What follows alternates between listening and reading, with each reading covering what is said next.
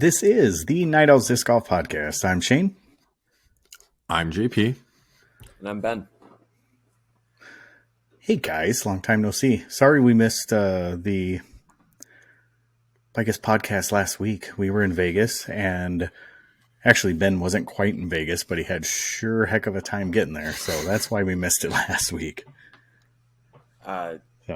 Yeah, man, that was wild. My flight was supposed to go from Green Bay to Chicago to Las Vegas, and I was supposed to be in Vegas around 3:00 afternoon local time, so I could see a little bit of Vegas, maybe play around. Yeah, that didn't happen. Flight to Chicago canceled.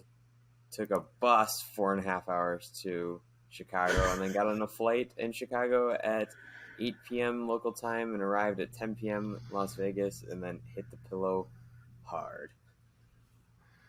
Yeah, it was a long day. I remember picking you up, and you were like, "Oh, finally."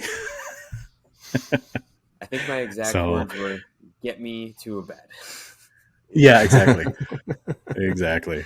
Yeah, it was fun and exciting trying to figure out where Ben was in the world. It was kind of like Carmen Sandiego, like what is he doing now and where is he going? But it was really fun to kind of keep up on the updates through the ridiculousness of the texts, because you'd have this thing where like, well, a rental car is going to cost me $700 to get down to Milwaukee.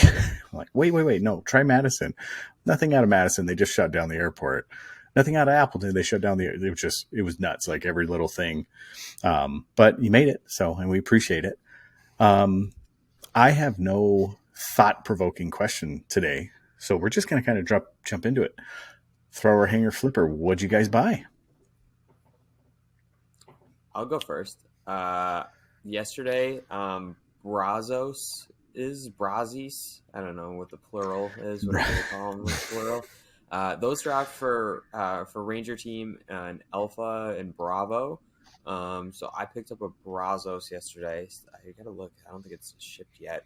But then off of Emerson Keith at LVC, I got a Founders BB6. So both of those are throwers. And then the other thing I got was I won Ring of Fire. I won a Ring of Fire with a Shane will discuss. I won a Ring of Fire with a Supreme Judge. A judge, huh? At LVC. So I got a really cool a Halo Czar. I believe that's an infinite disc with a cool Vegas stamp on it. So that one's going to be a hanger for me. Nice. And what'd you win the putting contest with? The Supreme Judge. Oh, okay. I was just wondering. And so within Lone Star's contract, you can have like up to 2 discs that aren't Lone Star, right? I mean, technically, yes, but I didn't have my bag out there, and the guy was walking around with the cowbell and said Ring of Fire, and I was like, quick, I need something, and you just handed me that, and then, it only took till night 2. Night 1, I didn't get anywhere, but night 2 came through and won that. Gabby got a shirt out of it. She did. And then, matter of fact, I guess still got to give it to her. Nice. And then I won that a really cool like ceramic concrete clay mug. That was the same company that made the trophies. So if you check out any photos from the event, you'll be able to kind of see what they kind of look like. But yeah, so that's what I got. Well, I know for a fact JP has some. So JP has some what? Discs. Well, I bought Dempsey a Halloween Buzz. So he's throwing that in the basement. And then I bought a Recruit Light basket for my basement, because the other one was buried under 2 feet of snow. So I couldn't really get outside and practice at all. So that's in the basement. We're using it and having fun with it. But I swore you posted that you bought 4 Doombird 4s. Yeah, but I talked about that earlier. They just came in. Oh, you did? Okay, yeah. Okay. So they just shipped, because those were pre-orders in early January. So I just got those on Monday. Awesome. You put out a poll. What are you doing with them? I'm going to throw them, at least one of them or two of them, and then maybe just collect one. Good call. Or two. Or, yeah. Well, I gave one to Dempsey. Oh, okay. Okay. So you're a good dad. Yeah.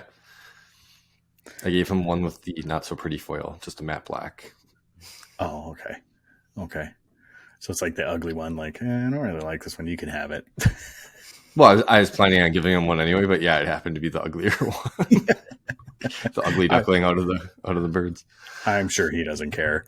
No, not at all. So I had a pepper, a founder's lariat, and I don't think I bought anything else while I was out there. Goliath discs. So, and then I bought the 3 Goliath discs. Now I did not throw any of those, but it is a new manufacturer, based out of Cedar Rapids, Iowa, and they're not being manufactured or molded by another disc golf company. They're doing it all themselves. So I picked that up and I was like, man, this would be awesome. I want to check it out. And the driver they had, which I did not get one because they'd just gotten it approved, feels exactly like a Grace. So I'm excited to throw that one once they come out. And then the mid, I don't know if there was much that it felt like. I mean, it kind of feels like a classic rock, the rim, but then the flight plate is very mutant-ish. So it has kind of that angular. And then the putter is a P2. I mean, it seemed very much like every other standard straight putter out there. But the plastics felt fantastic. Do you agree, Ben? Yeah, they felt really premium. Didn't, for like a new company, I feel like, could have gone either one of two ways just with cost wise, Mm-hmm. but I feel like they went all out to give a really premium feel on all the plastics too, because even the ones you didn't buy, there was a couple other plastic types that they had in there in the bins, and they all just felt super great. Yeah, they were really good. I mean, they're on par with any other plastic out there that any other manufacturer has. So I'm excited to see what they do. I always root for the small companies like that. So we'll see. Maybe they're the next Lone Star. Who knows? So the pepper I bought because it was a super windy Vegas challenge. And the day I went out and got the pepper, I realized that my most stable disc was a Supreme Trespass. I had an Enforcer in my bag too, I lie. But outside of the Enforcer, all I had was the Supreme Trespass. So I bought a pepper, and I bought an Invictus. I lied, I bought an Invictus as well. I didn't throw either of them. I threw the pepper twice, and they are meat hooks. At least the one that I have is an absolute meat hook. So it did exactly what it was supposed to do and exactly what I expected it to do, even in the wind. It was like 30, 35 mile an hour gusts. So got those two. And then what was the other one I got? Oh, the Founder's Lariat. I have not thrown that, but I found the Founder's Lariat and I love the Lariat. So if it has a little more beef than a standard Lariat, I'm going to be pretty excited about it. And then that's it. So, and all of those, I don't buy discs to I lie. I do buy discs to put them away, but I'll probably throw all those mentioned. With our sponsorship of LVC, we also got a Firebird, a Toro. Actually, I got 2 Firebirds, a Toro. And then what was the one you got? The one you won in the Ring of Fire?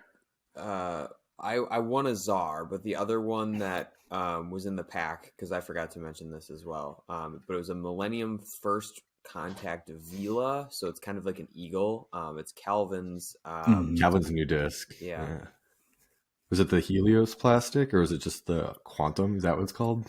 It's Helios. So I ended up, I'll just kind of talk about it right now. I had the option while you and Jordan Shane were playing they came around, Jeff Jacqua came around and was like, hey, we're doing this, but you got to go right now.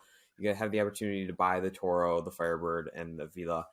So I purchased it, and then I flipped the Toro and the Firebird, and then I gave that Vila or Vela, whatever they're calling it, however it's pronounced, to team member Lucas Stabenow for his birthday.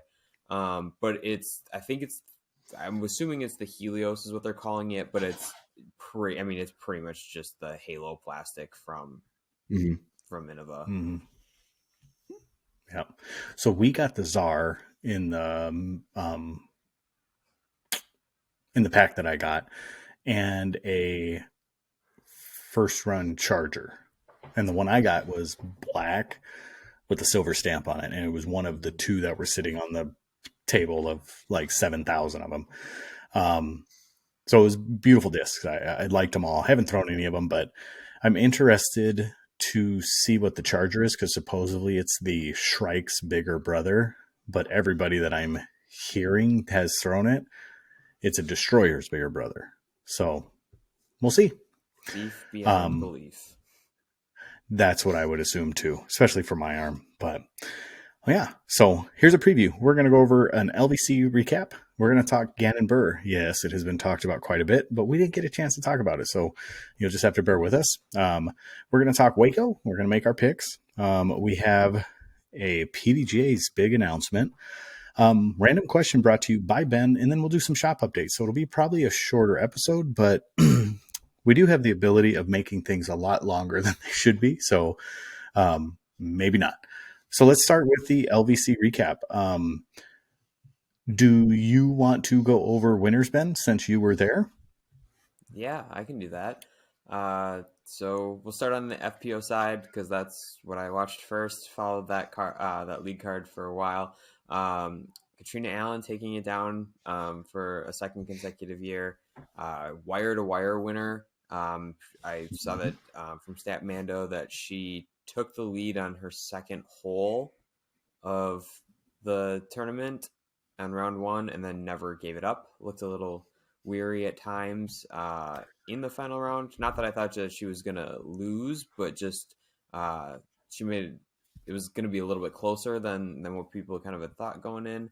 And then looking at the men's side, then Calvin Heimberg took it on the last hole from Kevin Jones. He wins his second LBC, not consecutively, but he is now a two-time champion of LBC. I don't remember how everything shook out. So JP, if you've got it, other than Kevin Jones was in second on the men's side. Yeah, Kevin Jones tied with Ezra at -29. Then it was Kyle Klein in fourth, tied with Drew Gibson, Paul in sixth, Zach Arlinghouse seventh, Matt Bell, Corey Ellis, Matty O, Emerson Keith, Anthony Barella, all tying for eighth, and then Eagle came in 13th. Mm-hmm. And then, yeah, let's see.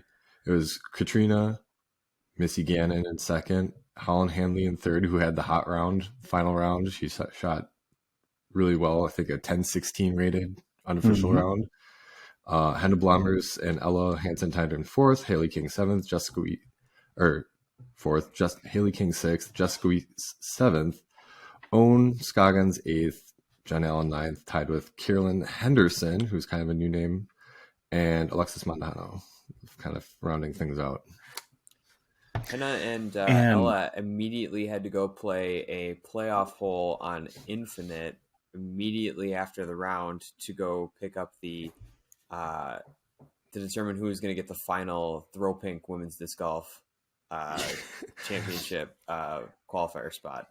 I didn't see who won. I saw an Instagram post about that. I didn't see that either, who won, but that's pretty amazing to go do that right away. Mm-hmm.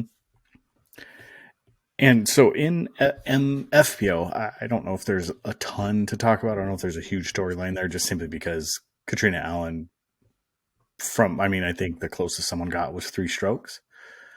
So there wasn't really a lot to talk about in that regard. Now, on the men's side, on MPO, they have one of the most kind of upsetting losses, in my opinion, for Kevin Jones, because when you think of Kevin Jones played LVC as you would assume Kevin Jones would. When you hear that name, you're like, oh, Kevin Jones, he's a great player. He was hitting putts the way he was throwing bombs, that hyzer flip. He was just doing everything right.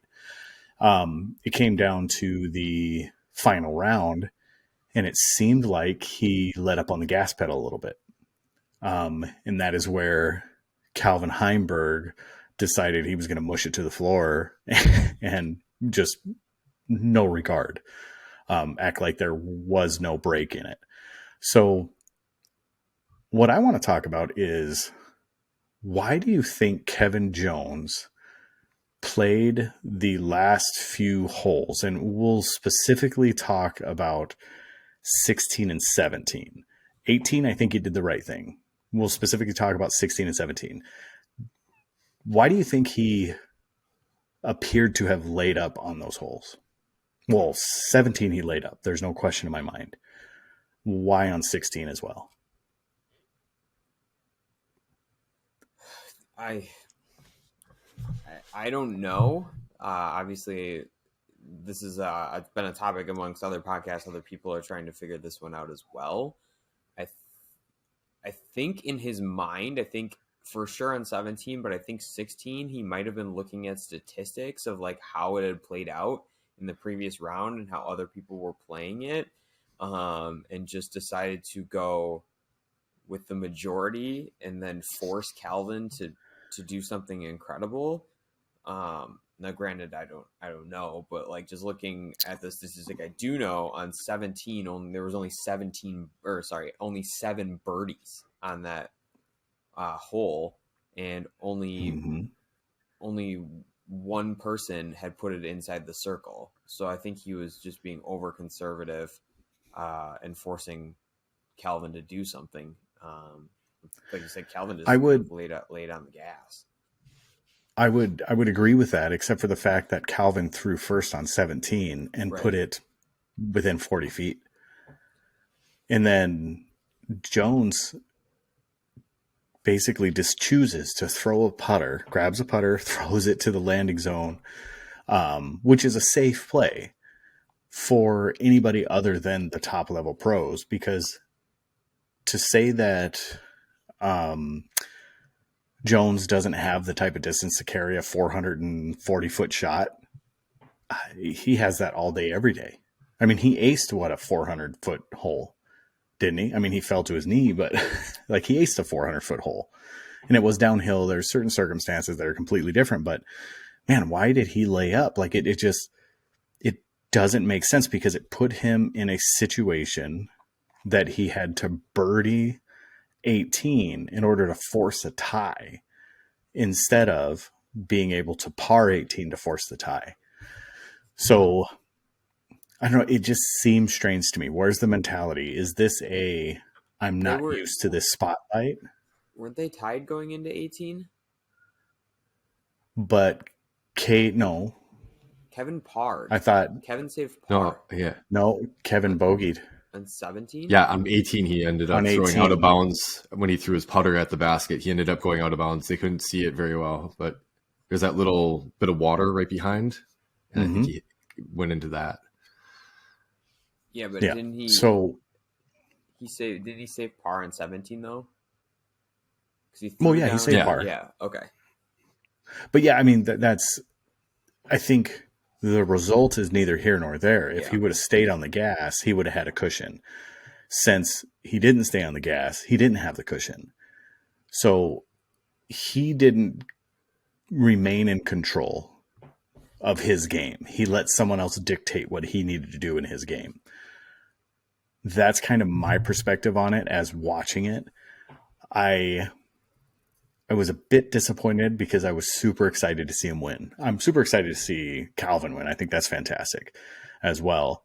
Although it did line up for a absolutely amazing upshot that hit the flagpole, bounced off the top, and then bounced off. I mean, you can't get more, I guess, serendipitous than that in a final hole. But yeah, so I am a bit disappointed in how he seemed to have let up on the throttle towards the end of the tournament. And he let Calvin Heimberg. Now, Calvin went 3 for 3 in the last, 3 holes? Or, excuse me, he got 3 15, of the last 4 16, holes. And then he got 18. And 15 and 16 aren't typically easily birdied. And he was able to do that and catch up to Kevin. And then 18 is where he got kind of lucky because he threw and landed just over the cart path and could have easily have rolled back across the cart path to the other side, which was out of bounds or into the water. And then Kevin had that really low throw that just like got batted down in the wind, which was just a very off throw. Just didn't hit his line when everybody else was throwing really high because they knew the wind was going to affect it, and got unlucky. Right.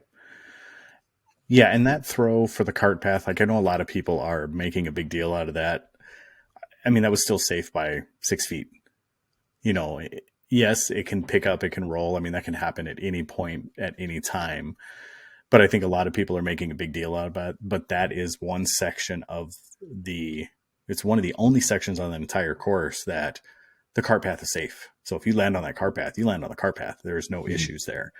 It goes all the way up until basically where that wooden fence is, up to the right-hand side of where the pin is located. So that fence follows all the way back down the hill.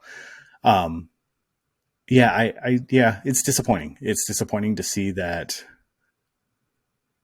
Kevin didn't keep on the gas. That's all, and he kind of I hate the saying, I think I've heard this in a few and I've read it, is that Calvin didn't win. Kevin lost it. Calvin didn't win it.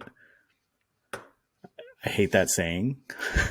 I understand the sentiment behind it, but Heimberg won it. Heimberg made the moves that he needed to make, and to make that comparison is kind of goofy, but I am disappointed to see Kevin lose it. So just pulling it up here, the turning point was hole 12, because Kevin on 12 through 18, he parred and then took a double on 18. And hole 12, Calvin birdied, par, birdie, parred 17, and then parred 18. So hole 12 was really the turning point, because he just kind of, I mean, it's cliche, but he just played par for the course. I mean, he wasn't really in position, in my opinion, to really give anything a run to try and score. He was really just kind of getting up and down. So 16 is an interesting hole. And I know because I played it. So I'm trying to compare it, and I played it in the wind. Well, very similar wind to what they played it in. That is a hole that I know I got the par of 4 one time. I got the 5 the next round. So that was in like that 35 mile an hour headwind. But where I was sitting on my second shot was probably where Heimberg was sitting, because I kind of fluffed one off into the bushes. Then I had to play a forehand. And from where Kevin was sitting, it's kind of, as a pro, a pedestrian 400 footer for him. So I'm not sure why he laid up short.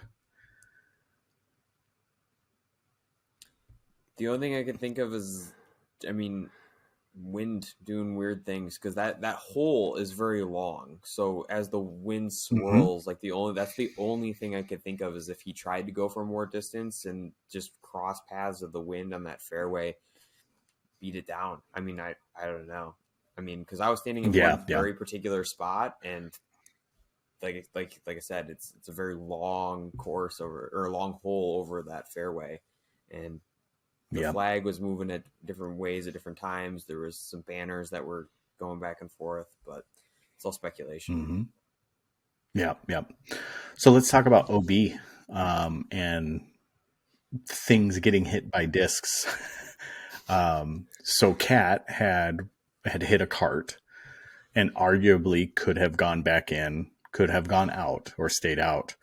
And then AB hits the UDisc spectator, the UDisc rangefinder, and stays in a bunker. Arguably, would he have bounced out or not? Who knows? You don't know, because it hit these spectators. So do you think something needs to be done about spectator? Well, neither of them are actually spectators. One was a volunteer golf cart, and then the other was somebody measuring distances of throws. Do you think something needs to be done? Or are these kind of just random incidents that happen? This is random, kind of like the Ricky umbrella gate at GMC, where the umbrella was in bounds and he hit the umbrella like he was going out. On the AB thing's unfortunate because the volunteer was by I think it was the Jomez Pro cameramen. Mm-hmm. And so those cameras obviously aren't as technologically capable as, some of the bigger network cameras, like zoom wise, or, able to get into good positions to get them. So the volunteers seem to be following the cameraman, but you got to know AB bombs, right? Like he has the potential to reach there and past that sand trap. So I think they could have possibly gotten into a better location, or maybe be in the sand trap. Like if that's not a big deal, if you're in the actual hazard rather than being on the field of play. But unfortunate kick. And I think at that point it wasn't going to cost AB anything because he was kind of on a downward turn at that point. As far as the tournament goes, he wasn't competing, but I think we just have to have better awareness of what pros are capable of. And I don't know, the out of bounds thing with Katrina with the cart. I mean, I don't know why golf carts are out, for volunteers to use when I think the course is fairly accessible.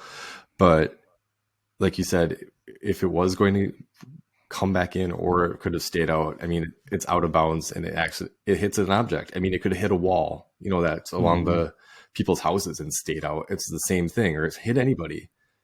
Right. What's the line? Once it's out of bounds, too bad, so sad. I don't know. Yeah.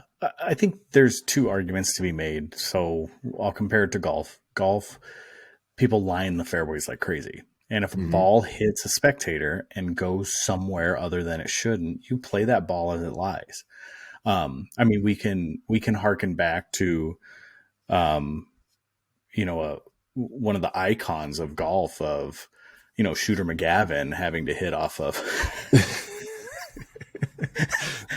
Okay, no, to be serious. I mean, there's been plenty of times where it has gone off spectators. Like I've seen them go off spectators' heads and end up landing on a huge, like grassy knoll, and they have to play it where that comes to rest. I think within disc golf, it's going to be the same thing. If it hits a spectator, it hits a spectator. It was an errant throw. And if you know you're going to be throwing that way, what you need to do is have the crowd move. That's the big sticking point that I have with it.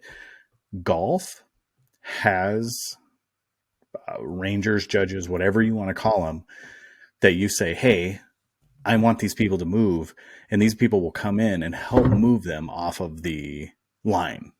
So, hey, I'm going to come right over this way. I'm going to hit a hook or a slice or whatever it is that I'm going to do. I'm going to hit some sort of worm burner across. Like, you guys need to move. And they have officials that'll help them move. Disc golf does not have that. So it is on the player or the player's caddy. This might be a great use for a player's caddy to make sure that happens. I think at this point, ABs is probably one that I could look at and say, hey, because that bunker is just out of reach of my best throw, which my best throw is AB's worst throw. So, and not even his worst throw, like his worst throw with a putter. So you should know that bunker should be out of play, or should be in play, and you shouldn't be standing at the front side of that bunker. So I think it's also using volunteers in the areas that you go to do things that are not familiar with how people play and where good, safe places are. Now, no salt to this guy, because he was following the Jomez camera guy. And I would assume if there's anybody that knows what they're doing, it's going to be the Jomez camera guys. So does something need to be done about it? I don't think so. I don't think it's as big a deal as being made out to be. But could there be something done about it? Sure. But I think it's on the players. Yeah, so what I'll just say quick is that the guy that got hit by AB was doing the Bushnell, and when he got hit, or when AB was throwing, this one's a little bit on him because he was spotting somebody else's lie instead of paying attention to everything coming in. So obviously when you're range finding, your peripherals are kind of just taken away. So that one's on him, but he was standing directly behind the Jomez camera, so I don't fault him for his position. I think it's just more or less just his spatial awareness and the timing. Yeah, so, situational awareness. Yeah. Yeah. The cart that was out there had like the leaders on it, but it was mostly just for like relief for the volunteers and like the spotters on some of the holes. So it had like water and some snacks in there. So that one, again, situational awareness, I think that probably just not a great position for it. So like I'm agreeing with, like, it's not really an issue yet, but it's more or less just like these are minute things that could have just happened or changed just very little things. Right. But as far as like the marshals go, when I was walking with both of the lead cards, they had people that were moving us along as far as like, you don't stand here, like this hole, you can be inbounds because they're not going to be here, or they're not going to be throwing, or you need to be out of bounds on this hole. But I think it's what you said with caddies and the players. Obviously, these people from the Pro Tour don't know what they're going to throw. They don't know if they're going to throw a backhand or a forehand. They might know traditionally people throw a big hyzer in, so we got to move people out of this way. But it's going to be on the player and or a caddy then to like talk to the people from the Pro Tour and say, I'm throwing a big hyzer here. You got to get these people to move. So yeah, there is some onus on the player. It has to be put on the player first and foremost, and then from there are, and I'm not saying AB's situation, because honestly, AB's situation, in my humble opinion, is 100% on the Bushnell guy. I mean, it hit him. He's the one responsible for it. Now, whether it would have stayed in bounds or not, who knows? But the fact is that he wasn't paying attention. I mean, there's nothing else to be said. So unfortunately he got hit, and now we're talking about him. And he'll probably never hold a Bushnell again for the Pro Tour. So it just sucks because he's a volunteer. Like that's just always like the worst part, is that like did it out of the kindness of his own heart, just wanted to be around the Pro Tour, not getting paid, got some merch and some stuff out of it. Like that's just the bummer of it.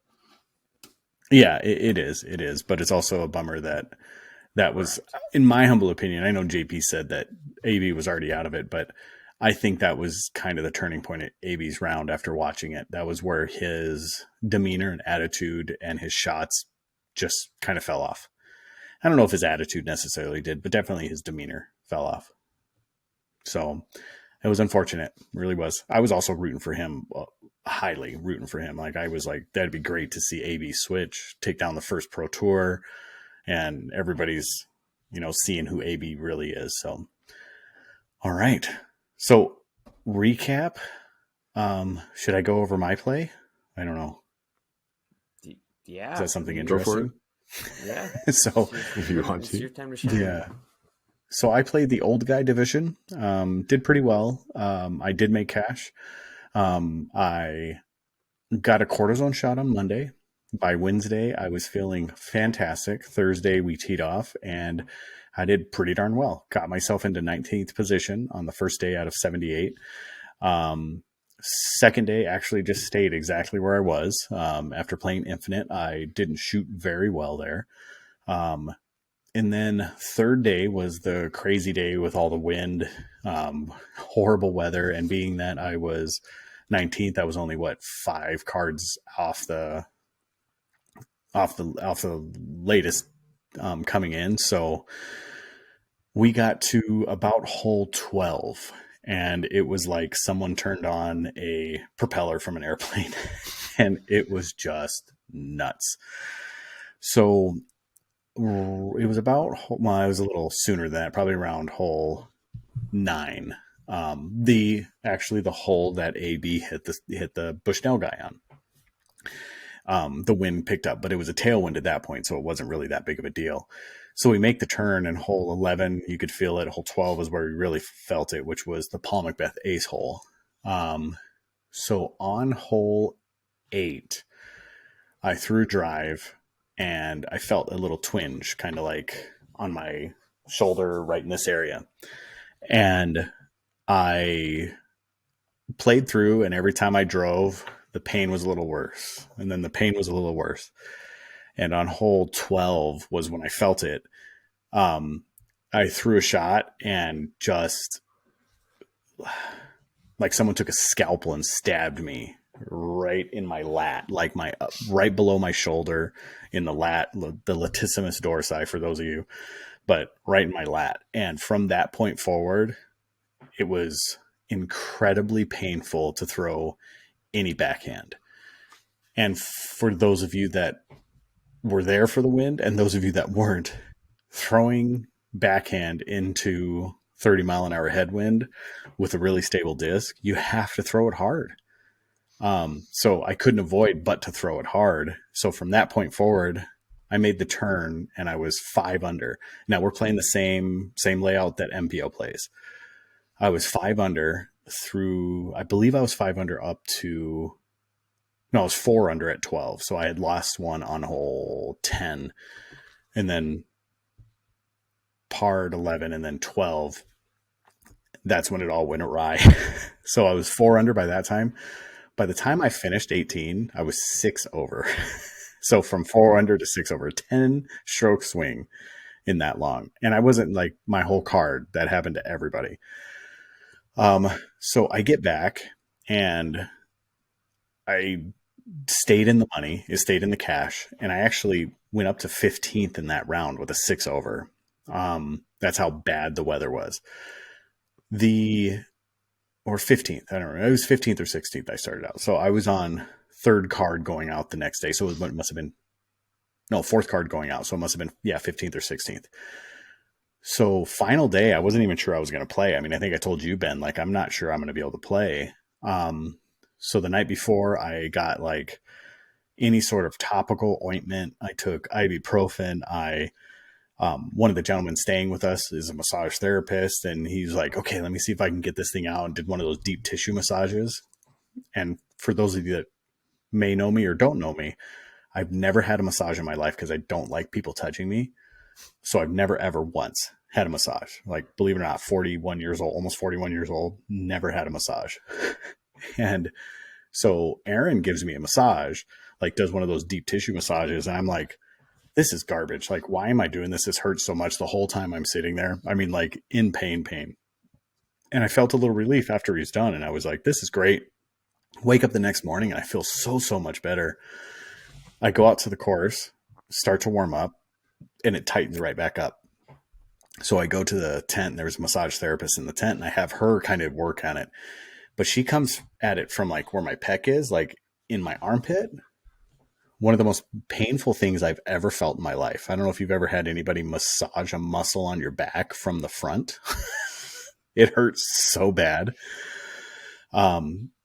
So nevertheless, she gets it worked out. And so I play the final round, which is fantastic, but I lose 10, 11 spots in that, but I still stayed in cash. So pretty happy with it. I'm happy with my play, but I did tear my lat muscle and it is still on fire and in pain, but it's okay. It'll get better over time. And I had an athletic trainer look at it, and they basically said, the only thing it's not completely torn. The only thing you can do is just give it rest. So that's what I'm doing. Just giving it rest. And so, but it was a good, successful tournament. The LVC table that we had for door disc golf went over swimmingly, as good as I could imagine.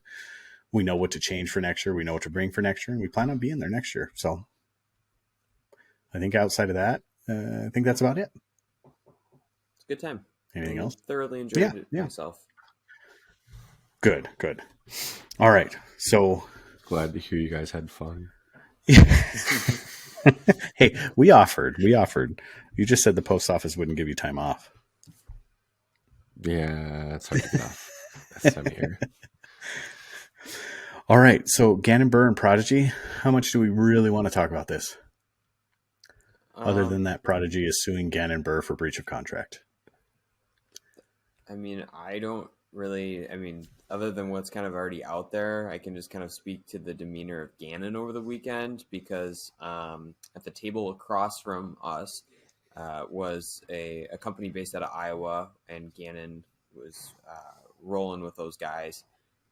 as far as just like when he wasn't playing or warming up, he was there. And I couldn't really tell much because I haven't seen Gannon outside of just like coverage or videos before, but he just kind of looked kind of blah. It's kind of wow, I'd say just like his attitude and everything. Like you could tell that this, at least this is my opinion of just being there and just seeing him. Just kind of looked kind of blah. Like didn't really have too many highs or too many lows. Just kind of like was there. Like so, I think that this was kind of eating at him because. I mean, he's just being so young, and then like having the eyes all on you is one thing, but then having all the eyes on you because of quote unquote a scandal or something scandalous is a hard task to manage. Yeah, I agree.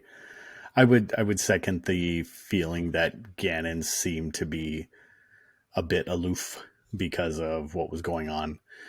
He was wearing full Prodigy regalia. I don't know if his discs had Prodigy stamps on them yet or not, but he seemed to be doing as well as he could be considering the circumstances. His mom and I believe it was his dad were both there. And they had talked about it a little bit. And just overhearing stuff, it sounds like it, and not talking in specifics. You could hear them be like, oh yeah, I know. Like someone would be like, I'm sorry about the lawsuit. And they're like, it is what it is kind of what they did. I don't care to recite exactly what they said because it's not my business to say it, but it did seem very melancholy in the Buhr family. So in the Buhr booth, I guess, when he was around, it seemed like things were a bit down, So, JP, you want to add anything to it? Yeah, no, I think my perspective would be like him feeling as though he was doing the right thing and like feeling like he was free. And then all of a sudden having the, restraining order on him, forcing him to pretty much continue to throw, and getting that news would kind of really bum me out when you had these plans of just being let go or seemingly him being free from his contract based upon what he claims were breaches by Prodigy, and then saying, oh, no, you still have to carry, represent us through our discs for seemingly the next year or until whenever this is resolved. And I think, like you guys said, that kind of weighed on him, and he had finished, I think, in 30th is what I had seen and heard. He was only throwing, I think, what I heard, seven discs or so. He wasn't using a full lineup. His bag was pretty empty. Yeah. I mean, hopefully this can all get resolved fairly soon. I think from what else I heard is that on Friday the 3rd, there's another hearing about the case. So hopefully more information will come out after that. From the court papers that we kind of all looked through, we don't know what exactly the breaches are or what he was claiming were breaches because his contract was mostly redacted with all financial situation with his financial situation and a lot of the details. So yeah, I don't know. We know what he's claiming is the breach, and we know what Prodigy is claiming is the breach. Yeah. But as far as what the actual breaches are, we don't know because, like you said, it's not out there. Nor are we lawyers, nor do we play ones on TV. Ben might, but we don't. I tried. So, yeah. So, I want to talk more about Prodigy. I know I'm kind of like driving a nail right now, but what is the deal? What do you think is... I want your guys' perspective on what you think Prodigy is doing with this. What statement are they trying to make? Because you don't do this to a 17-year-old kid for, in all reality, a very inconsequential contract for a company. What are they going for? Because this is also not to mention that they are also in a lawsuit with Squatch. Over their bag design? over their bag design. Oh, wow. I didn't know that. I mean, we kind of thought that maybe it would happen, but I didn't hear anything otherwise Yeah. about that. I assume there is some sort of legal action being taken. I don't know for sure if it's happening or not. So I want to make that statement known. This is an assumption in my part. Seems to me like if he were to leave, or if they wanted him to leave, that they were just going for some kind of monetary compensation. So you think that Simon set the bar with Discmania, and that's what they're trying to receive, is some sort of payout, contract buyout? Yeah, that seems to me they're fearing, like what they had said is that, they consider him to be their elite player when, Kevin Jones probably had a little bit of a chip on his shoulder and tried to like prove that this weekend.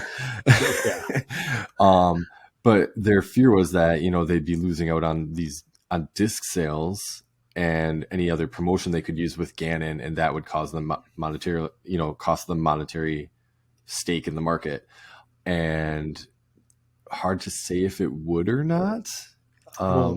They got to have desirable discs to affect the sales of their discs. And that's very true, because I think the notion that they're desirable is just dropping by the second, based on quality of discs. Like the public opinion is already pretty low. And, so I don't know what they can stand on. And it's funny too, because Drew Gibson had said that they tried to sue Chris Dickerson when he left as well. So you're I heard something similar about Kat as well. Oh, wow. See, I thought Kat was out of her contract when she left. Yeah, I don't know, but I heard those two names come up. And once again, this is all speculation. Yeah. Ben, why don't you go, and then I'll tell you what I think. My thing was just, I mean, it's very similar to like, I think that's the end goal for Prodigy, is that they know that this isn't going to go anywhere, so they're looking for a settlement. But I think that this is the reason they're doing this. Well, it's a bad look because Gannon's a minor, but I think the reason for this is that they're trying to make a statement. It's like the fool me once, Chris Dickerson left, fool me twice with Kat. And like, we can't keep getting fooled. We can't keep doing, like, I think that's the rationale in their brain, or what they're trying to say is it has to end somewhere within the market as a whole, or within disc golf as a whole, that like people just can't leave contracts early, and they're trying to set the tone there. And they're also trying to set something in their own company. So I think this is like a statement for them, or they're trying to make a statement, but it's just really unfortunate for them that their discs are not good for anybody to want to go there, or to hold up, or really to hold any weight within a contract. And two, that Gannon is 17 years old. Like, it's just not a great look. Like, so it's unfortunate that he's the one that has to bear this. Right. So I will throw a little flack and say that their discs aren't good. I don't know if that's fair, because I think their molds are good. I think their production and quality are poor, or can be poor. I've thrown some good Prodigy discs. It's just that the quality on some of their plastics is subpar, below what you would totally agree. Well below. Like a premium plastic. Yeah. Well below, and flashing issues, so forth and so on. Rumor is, and I heard this through Ben, but I'm going to say it. Rumor is that he didn't even sell anything at the indoor event that he was at, simply because the discs were of such poor quality as far as flashing goes. So that's that's unfortunate. So here's my opinion on what Prodigy is doing. I think there is a resentment there towards other manufacturers and other disc golf companies, because the tides have lifted their ships. I don't think you're seeing that within Prodigy.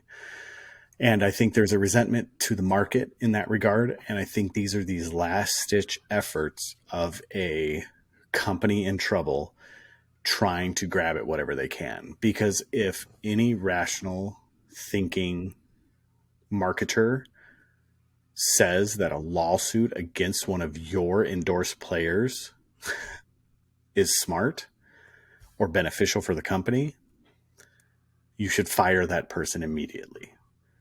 And that is exactly what Prodigy should do. And if it is the CEO, I don't care if he's a Masters World Champion. If it is the CEO, he needs to walk away from that company immediately in order for that company to survive. So in summation, I truly think it is a last stitch effort to save a dying company. I just think it's a swing and a miss. I think they're trying to hold on to somebody that has some sort of relevance that will hopefully bring them in money by suing him. Figure that one out. Right. And when you look at market share of Prodigy, Prodigy is only losing ground to every single manufacturer, every single large manufacturer out there. And the fact that they have 2 production facilities, when they have a production facility in the United States that they can control quality, and they still choose to send their, because they can't reach that quality, and they still choose to send their manufacturing overseas, that also speaks volume. Now, there's an economic reason for why they're doing that, because those discs are going to be much cheaper than producing them in the United States. I get it. But if you're having poor quality issues, you need to get a hold of that before you try to reach out and start doing other things. So I can go on and on about what I think or what I feel about the business practices of Prodigy, but I do think that this is one of the straws that will break that camel's back, if it's not the straw. So Prodigy might be for sale for pretty cheap pretty soon. So maybe Door Disc Golf will have a manufacturing plant in Georgia, Dalton, Georgia. I mean, I did hear someone bring it up that now would be the perfect time for Prodigy to sell. I don't remember who brought it up, but I did hear that take, that when you're low, it might be time to get out. Yep. Before it's worth nothing. I was looking up company valuations, and Prodigy was one of the companies I was looking up, and comparably speaking to quite a few of the other larger companies that produce plastic, actually make their own plastic, they are not even a third of the market share that these other companies have. So, and it's only getting lower. That market trends down as far as their company valuation. It continues to go down. And in any graph that I was able to find of their company metrics, it was going down. So we'll see. We'll see. Maybe internally they're doing a lot better than what is out on the internets right now, but I don't think they are. Yeah. So keep an eye on it. Who knows? Maybe whoever wants to invest in a big disc golf company or a disc golf manufacturing plant, go for it, but don't buy the blue sky, because Prodigy will not be worth anything. Yeah. The last thing I'll just say is that this is, and the internet has already talked about it, it's going to be a very difficult case if it goes to trial at all, just because there's so many little nuances that are disc golf in this case that it's going to be dragged on for a while, because things are going to have to be explained to a jury and to a judge that like what counts as like a signature disc. Is it 1 mold, 2 plastics? Like that's one of the things that's been brought up in the case. And like to us disc golf folks, 1 mold is 1 disc, like not 1 mold, 2 plastics. So don't need to. Right. It doesn't matter the plastic. Yeah. We don't need to divulge into all that stuff, but like I said, there's just going to, it's going to be hard because of all the nuances that make up disc golf. Yep. All right. Well, do we want to move on to WACO? Yeah. All right. So we got WACO coming up, and of course it's not on my recent tournament. So, do either of you have WACO up as far as making our choices? Yeah, I can pull it up right now. I do. Okay. So we will make our choices for WACO. We will do FPO and MPO, and we will do the top 3 of both. We can do an honorable mention if we so choose, but let's keep it to 4 or less on the choices. Who would like to go first? You can go, JP. I'm just kind of scrolling through unless you're not ready. Yeah, I'm good. All right, number 3, I'm going to take Chris Dickerson for MPO. Number 2, I'm going to take Calvin. And numero uno, I'm going to actually take Paul Macbeth. Okay.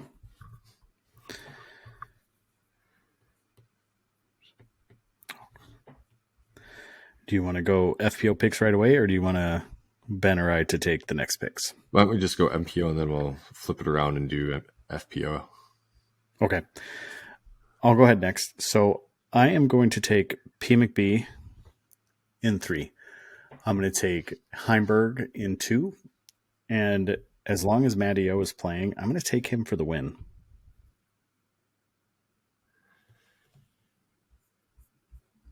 All right. I am going to pick Emerson Keith, number 3. I am going to take number 2. I'm going to go Ricky. And I'm going to go Corey Ellis for the win. I'm going to go Dark Horse just because I feel like he's been knocking on the door and he does play well in the woods, and Brazos is pretty tight. Mm-hmm. All right. So, JP, you had Macbeth, number 1, Heimberg 2, and Chris Dickerson 3rd. Okay.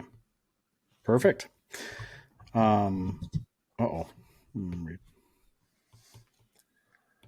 right, let's go with FPO. Ben, you want to start with FPO? I'm going to take the obvious. I'm going to go with Kristen Tatar. She's back. And then I am going to take Holland in 2nd. Is she playing? I think so. Mm-hmm. Yep. I'm going to take her 2nd. And then I am in 3rd. I think I probably went in reverse order. I'm going to go Owen. I thought you were going to pick Kona. No, but I did meet her. She's very nice. And not that we didn't think she was a nice person, but I'm just saying I met her and she was very nice to me. Met a lot of nice pros. She's $500,000 nice. Yeah. Nicest pros I met over the weekend. Not a sponsor, not a plug because they're Lone Star, but I did talk to AJ and Deanne Carey for like 25 minutes about Lone Star. Super nice people. That's awesome. Awesome. Yeah, we got to meet Terry. Well, I got to meet Terry, the owner, as well.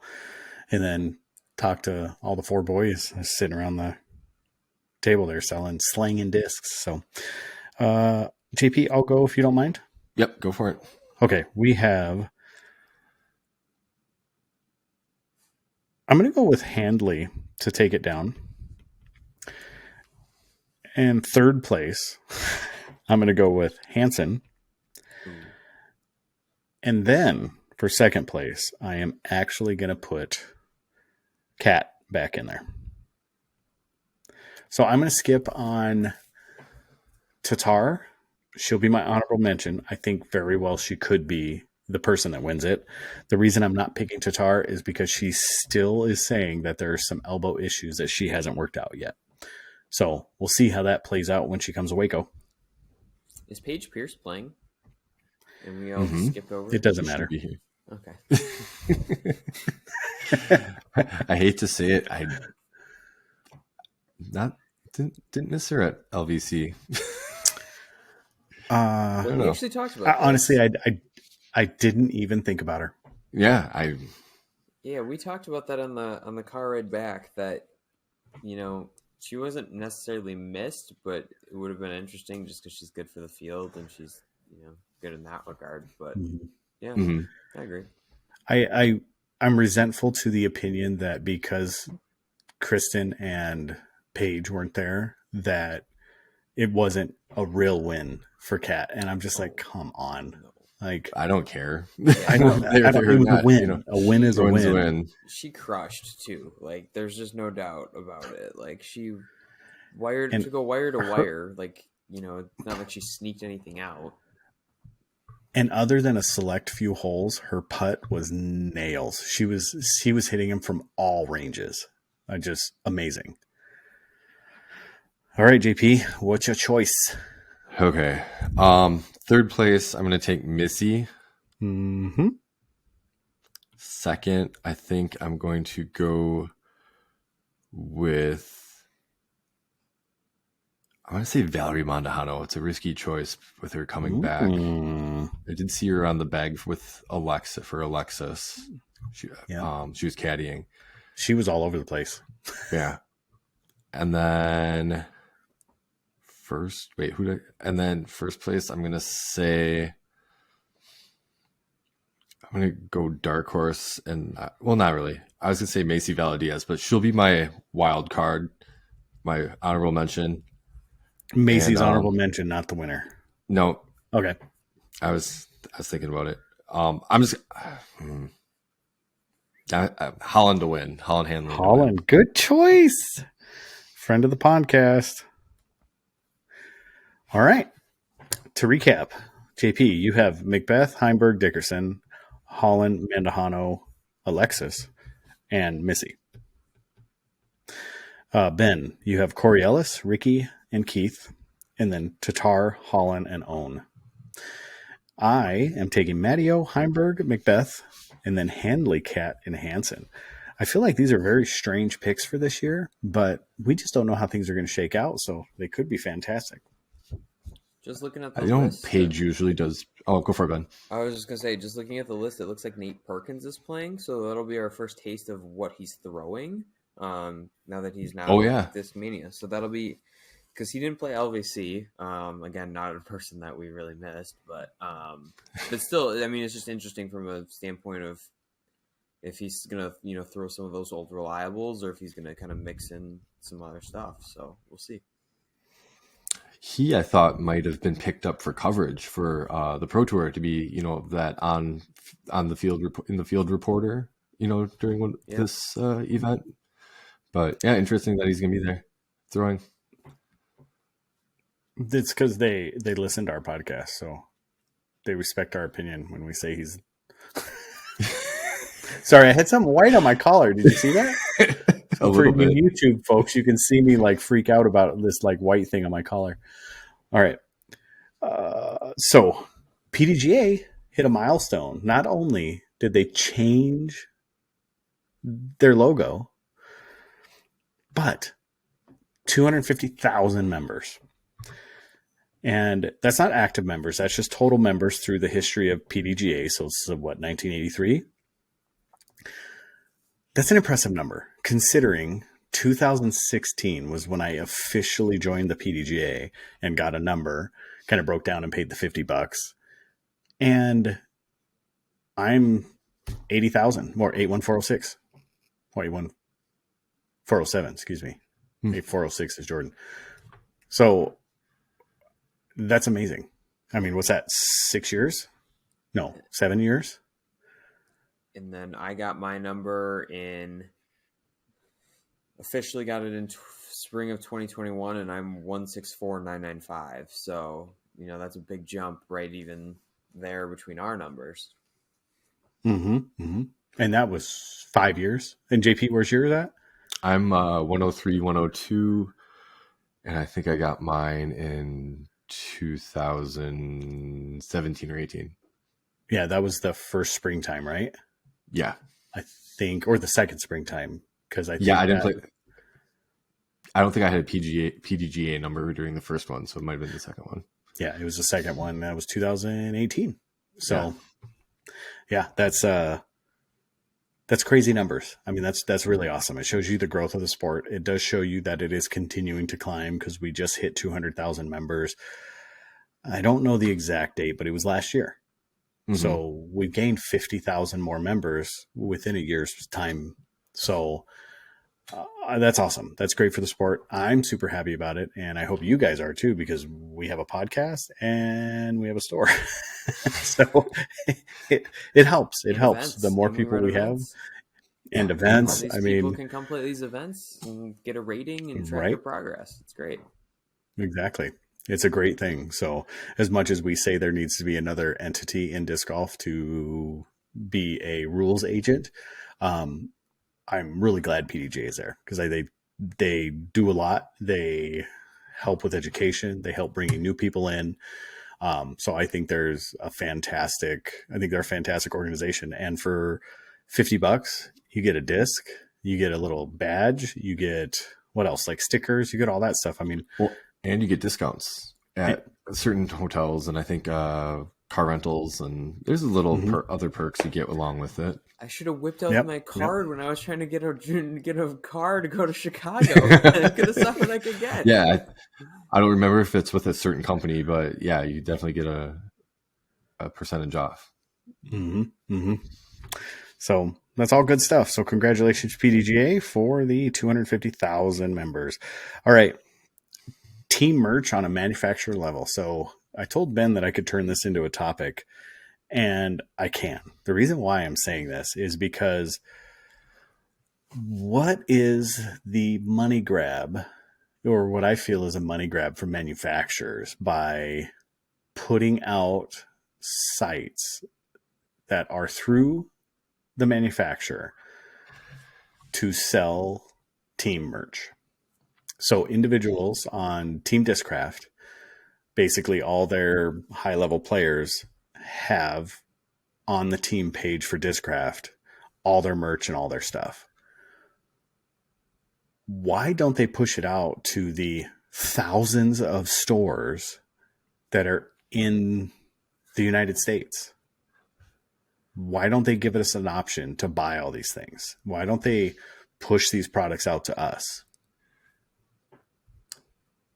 Now, granted, I don't know the structure of the deal, but I'm hoping that it's, in my optimist world, I hope that it's so that they can maximize the profit for the player. Because if you have to send it to a wholesaler, then that's another piece of the pie that gets taken away because they have to sell it then at a wholesale cost, and then there's just other factors into it. No, that's just my optimist. I hope. But money taken away from who? The manufacturer or the player? From the player. Okay. Because that's just me being an optimist. Because if they're giving all the profits that they make, or a larger percent of the profits from what they make from a consumer, like you or I buying a Yuli hat or whatever it may be, and that money hopefully goes to the player. Where if you then have to sell it at a wholesale cost, yes, there's the larger opportunities, but they could still eat into the profit of what the player is actually making. And as we know, these items help support them. It's just like, we both buy discs off of the players at LBC that goes to support them. So, I mean, this is all me being an optimist. That's just kind of what I'm hoping. Okay. What about you, JP? You have any thoughts about it? Yeah, it's interesting that all the elite team players have their own individual stores, and I'm hoping that's for quicker turnaround into getting them their money quicker and having it being more itemized rather than just having it go into a Discraft team store and then going item by item and saying, okay, this item is sold in the store. Now we have to figure out a way. Maybe they've been able to have a system where it's like Venmo or something where they can just get it to the player faster that way. And everybody, I don't know, but it's interesting that they couldn't get it to smaller stores. But I don't know. I just hope it works out for the players in the best way possible. That's all that really matters, is getting them the money that they are owed through these products and get it to them as quickly as possible. Yeah. I think there's good and bad with it. I think the reason I complain about it is being a wholesaler. I look at it and this direct to consumer model that disc golf has doesn't help the retailer. So with, owning a retail shop, it's hard for me to look at all these companies dropping exclusive discs on their own site that we can't take part in, and dropping exclusive merch on their own sites that we can't take part in, yet we have a contract with them so that we can sell their products. And then they come back to us and say, hey, you're not buying enough stuff. That's why we're not allowing you to have these things. So it's kind of that double-edged sword.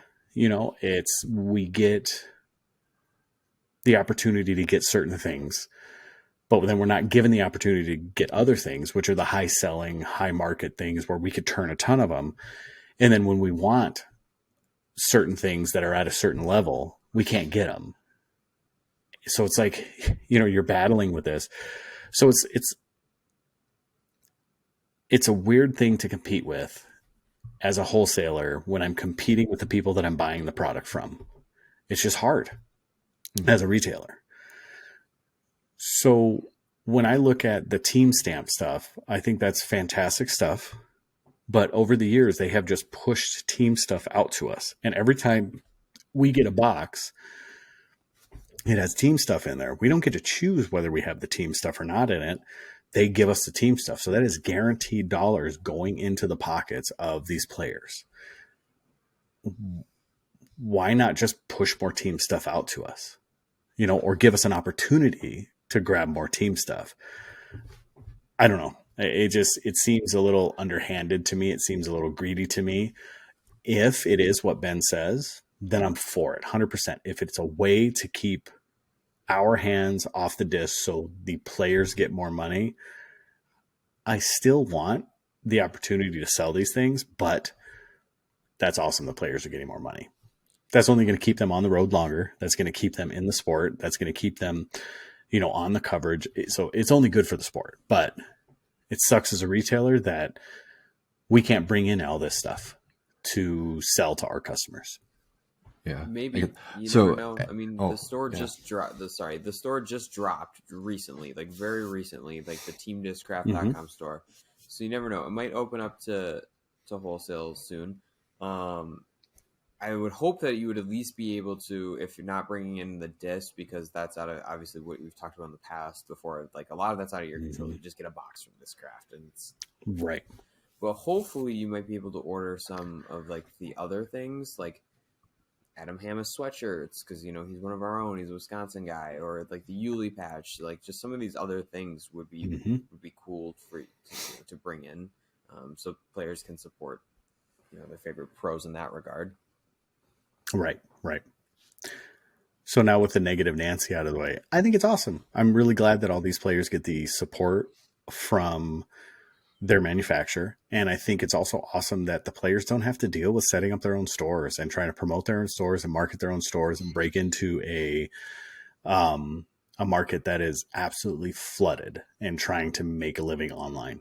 I think Discraft is doing the right thing. That doesn't mean I can't complain about it. It just also helps. I was going to ask you. Sorry, go for it. Sorry, that's on me. I was just going to say the last thing was just that it's just an easy way for them to not have to worry about shipping or lugging a lot of these items around with them on tour. Like that. That's just all done through Discraft. It's out of their warehouse. And plus, that probably keeps the shipping cost lower for us as a consumer because of the relationship that Discraft has, that then they're just pumping out packages left and right. Right, there are huge advantages for the players. I think it's a great thing. Go ahead, JP. No, I was going to ask when you got Ledgestone? Obviously, that sat in the store for quite a while. You had a lot of Ledgestone discs. As a retailer, like you also mentioned, you just get a box of Pro discs or whatever disc from Discraft. You never know what you're getting. With the merch, if that were to come to you, I have a feeling that you would just get random stuff. Like you wouldn't be able to pick. Right. Is there worry of that merch just sitting there based on what players, like obviously the more popular players are going to, like their stuff's going to sell faster. And then you're just sitting on a bunch of their other players' stuff that's not going to sell as fast. Right. And then even if you're a retail store owner, if you had the option, you would probably want to buy the more popular players merch because that's the stuff that's going to sell. And then you don't have that those goods sitting on the shelf for longer than what they should be. I agree. Yeah, I think that is something that would be an issue if they basically sent us a mystery box as they do now. Now we know what's coming in these boxes, but we don't get to choose of how many. Basically, you're allotted it based on your wholesaler volume, or excuse me, your retail volume. So however many discs we buy determines how many discs we can get. Or the total money spent. Let's do it that way. The total money spent puts us in a tier. And we're fortunately in the highest tier, but it still doesn't, we're not in the highest, the elite tier that, like, some of the infinite discs, OTB, those ones that are getting thousands of discs a month. We're not in that tier because they can choose what they want. I wish we could just choose those retail things, because if I could get a bunch of Ulibarri hats, I would grab some Ulibarri hats. If I could get a bunch of Macbeth hats, I would grab some Macbeth hats. And maybe they do have them. Maybe I'm missing out on the order form that they have that stuff on. But as of right now, it just hasn't been a huge or promoted option for us. It could just be my ignorance as a retail shop owner that I haven't been able to get those things. But I highly doubt it, because I'm all over these sites looking for stuff all the time. So, but who knows? Who knows? Maybe I'm wrong, but I think if it is the way that Discraft does it, where they would just pack up a box of merch and send it to us, I wouldn't want that. I wouldn't want that. I would only want the stuff that sells. So, and then regionally to us, like Hamas, yeah, he would sell. It would sell, definitely. AB would probably sell too. So, all right. Anything else on that? No, I'm good. I think it's just a cool concept, and I just hope it doesn't get stagnant. I think that's like my hope is that they push out new designs, they push out new things. At least based on Adam Hammis's Instagram, it sounds like, with his sweatshirt and some of his stuff, he got to design it. So that's pretty cool too, that it wasn't just like, hey, we designed this for you, go sell it now. So yeah, it's a cool concept. Yeah, I hope other manufacturers do it. I hope so too. And as long as they don't treat it like their tour disc, where everybody gets the same design on the tour disc, and then they just slap their name on it, as long as they don't do that with the merch, I think it'll be successful. They make it individual to that person, kind of let their personality shine through, kind of like they did with Paul Macbeth in the California collection. I think it'll be successful. All right, Ben, time for you to do your thing. Red or blue pill, gentlemen? It's my turn to pick, right? I think so. I pick red. Okay. If you had to form a secret society, what would be the basis of your secret society? What would it be built around? Good choices, or good question. Tell me the truth. Was there really two questions, or you just... Well, there's two questions. My secret society would be based around the fact that Ben didn't have two questions. No, I had two questions. Do you want to know what the other question was? No. I'm just joking. Tell you. All right. I would base my secret society around tacos. Do you think Tacos El Gordo thinks about me as much as I think about them? I don't know, but it feels like that girl, like that you saw somewhere that you never talked to her, never did anything. You just like saw her across the mall or like sitting in the movie theater. That's what I feel like Tacos El Gordo is that girl that didn't even recognize us, but we recognized her. And that's the way I feel about Tacos El Gordo, because I love that place and I don't think they love me. Oh, man. So my secret society would be based around, maybe it'd be like 3 secret knocks to get into the back room at Tacos El Gordo. That'd be great. Maybe I don't want to go in the back. Maybe I just want to have my persona of what it is. Maybe there's something back there that's... I don't know.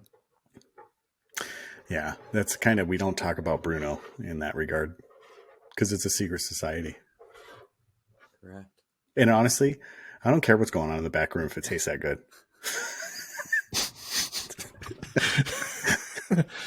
Oh boy. JP, you got to go to All right, LBC JP. next year just solely for Tacos El Gordo. That's Let's see. What would I don't have anything that cool. Like fried chicken. I'm a fan of fried chicken. I'm a fan of fried That's chicken. no secret. No. Yeah, I don't know. I was trying to think of something like kind of like really off kilter, but like Police Academy movies. I don't know. There you go. Okay. I like that one. What was his name? Hawkeye was like the kind of like by the rules guy with the air horn all the time, right? Was that the chick? Was Hawkeye the chick? No, Hawkeye's in MASH. Hawkeye is in MASH. I was thinking of Tackleberry. Tackleberry. Okay. And there's Mahoney and Larval. Wait, is Larval Jones his real name? I don't remember if that's the guy's real name who does like all the sound effects with his mouth. That's his real name. Yeah. I forgot what his name is in Police Academy. Ben, do you know what we're talking about right now? I've seen Police Academy once, so maybe I'm gonna need to rewatch it now after this. Best movie ever, right? There's like 6 movies. Yeah. It's like Fast and the Furious. There's a ton of them. Dude, there's a 10th one of those coming out. Yeah. Pretty obnoxious. It's the last. Hold your tongue. You guys are ridiculous. I can't believe you spoke out loud like that. Maybe my secret society would be based on Fast and the Furious. Huh? What do you think of that? Cool. For you guys. I was having a conversation with somebody and I said, you should write down all the movies that you thought were absolute bangers back in the day, like movies you watched when you were a kid and like how you thought they were like the best movies in the world. And just go back and rewatch them. For instance, like Land Before Time or Little Monsters or like Alf, Dinosaurs, Fraggle Rock, like all the old school stuff that we were just like, this is the best movie in the world or best show in the world.